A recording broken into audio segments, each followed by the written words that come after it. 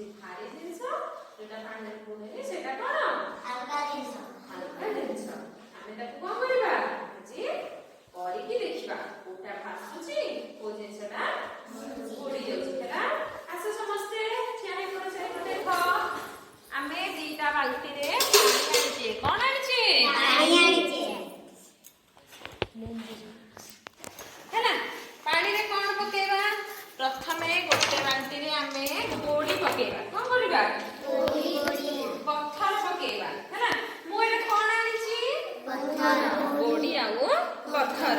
ହେଲା ଗୋଟେ ବାଲ୍ଟିରେ ପ୍ରଥମେ ଆମେ କଣ କରିବା? ଗୋଡି ଆଉ ପଥର ପକେଇବା। ଗୋଟେ ପକେଇଲେ ଏଇଟା କଣ ହେଲା କି ପିଲାମାନେ?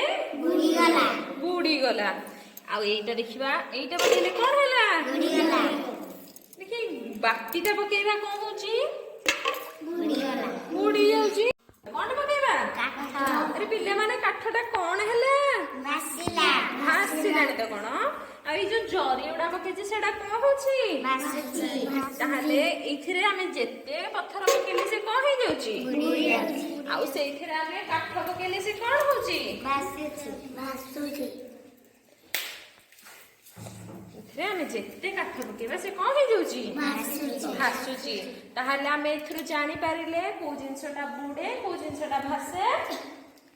ତାହେଲେ ଏଥିରେ ଯେତେ ପଥର ପକେଇଲେ ଆମର କଣ ହେଇଯାଉଛି? ତାହେଲେ ସମସ୍ତେ ଜାଣିଲ କୋଉ ଜିନିଷଟା ବୁଡିଯାଏ କୋଉ ଜିନିଷଟା ଭାସେ। ପଥର କଣ ହୁଏ? ବୁଡିଯାଏ। ଆଉ କାଠ ଜରି ସୋଲ ଏଗୁଡାକ କଣ ହୁଏ? ତାହେଲେ ବୁଡିବା ଭାସିବା ତମେ ଜାଣିପାରିଲ? ତାହେଲେ ମତେ କୁହ କୋଉ ଜିନିଷଟା ବୁଡିଯାଏ ଆଉ କୋଉ ଜିନିଷଟା ଭାସିଲା? ତାହେଲେ ପଥରଟା କାହିଁକି ବୁଡିଗଲା? ସେଟାର ଓଜନ ଅଧିକା ବୋଲି ସେ କଣ ହେଲା?